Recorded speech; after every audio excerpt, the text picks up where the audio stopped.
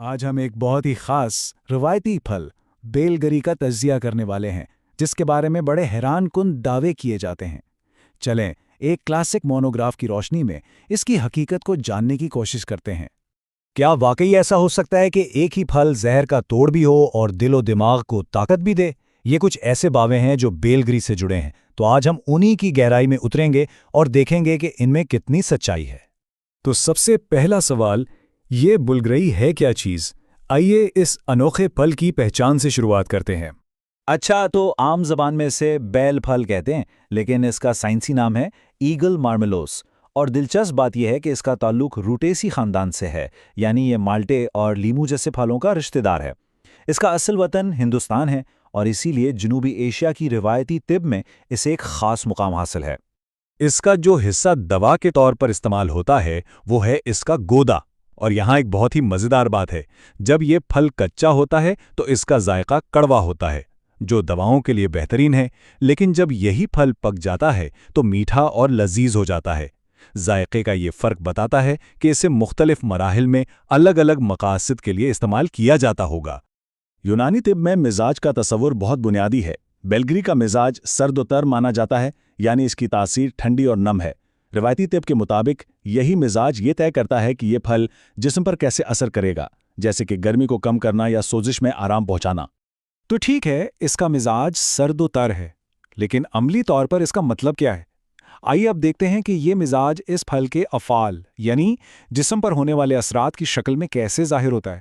افعال کا مطلب ہے وہ خاص کام جو بیلگری جسم کے اندر جا کے کرتا ہے، مطلب ہاضمے کو ٹھیک کرنا یا دل کو مضبوط بنانا۔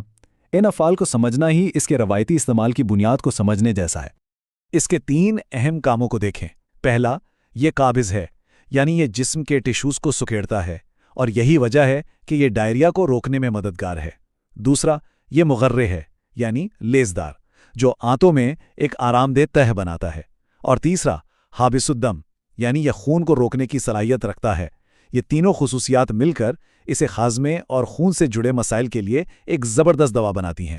لیکن بات صرف ہاضمے تک نہیں رکتی، اسے مقوی معدہ یعنی میدے کے لیے ٹونک بھی مانا جاتا ہے، مقوی دل و دماغ یعنی دل اور دماغ کو طاقت دینے والا، اور سب سے حیران کن بات، تریاق یعنی زہر کا توڑ بھی سمجھا جاتا ہے۔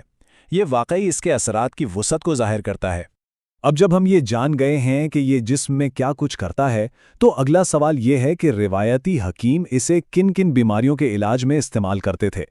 اور دیکھیں، یہاں ایک بہت اہم نقطہ ہے، اس کے افعال اور اس کے استعمالات ایک دوسرے سے بالکل جڑے ہوئے ہیں۔ مطلب ہر بیماری جس کے لیے اسے استعمال کیا جاتا ہے، اس کے پیچھے اس کی کوئی نہ کوئی بنیادی طاقت ہی کام کر رہی ہوتی ہے۔ یہی روایتی طب کی منطق کی خوبصورتی ہے۔ اس کے استعمال کی فہرست کافی لمبی ہے۔ پیچش اور اسہال جیسے ہاضمے کے مسائل تو ہیں ہی، لیکن اسے زکام، بخار، یہاں تک کہ ذیابیطس اور خواتین کے مخصوص امراض کے لیے بھی استعمال کیا جاتا رہا ہے۔ یہ واقعی ایک ہمہ جہت دوا ہے۔ اتنے سارے استعمالات میں سے ایک فائدہ ایسا ہے جو سب سے خاص ہے، اسے کہتے ہیں نفع خاص، اور بیلگری کے لیے وہ ہے دافع پیچش، یعنی پیچش کو روکنے کی صلاحیت ہی اس کی سب سے بڑی اور مشہور پہچان ہے، اور شاید اس کی قابض خصوصیت ہی اسے اتنا مؤثر بناتی ہے۔ اچھا جی، تو یہ تو ہو گئی تھیوری۔ اب عملی بات کرتے ہیں کہ اسے استعمال کیسے کیا جائے۔ چلیں اس کی خوراک اور تیاری پر ایک نظر ڈالتے ہیں۔ مونوگراف کے مطابق اس کی خوراک 3 سے 5 ماشا ہے۔ اب یہ ماشا ایک پرانا پیمانہ ہے جو تقریباً 1 گرام کے برابر ہوتا ہے، تو ہم بات کر رہے ہیں 3 سے 5 گرام کی۔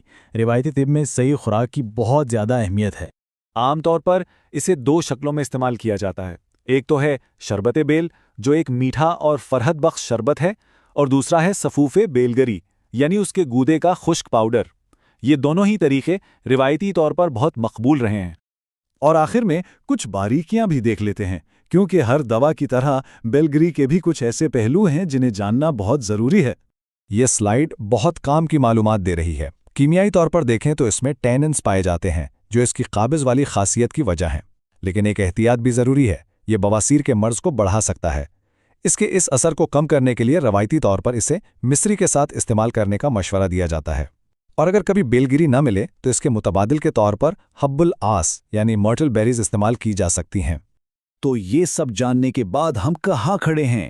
کیا بیلگری صرف ایک پرانی کہانی ہے یا پھر اس میں موجود ٹیننز، وٹامنز اور ٹونک خصوصیات جدید سائنس کو دعوت دے رہی ہیں کہ وہ اس کی طاقت کو مزید گہرائی سے پرکھے؟ یہ ایک ایسا سوال ہے جو قدیم حکمت اور مستقبل کی تحقیق کے درمیان ایک پل بناتا ہے۔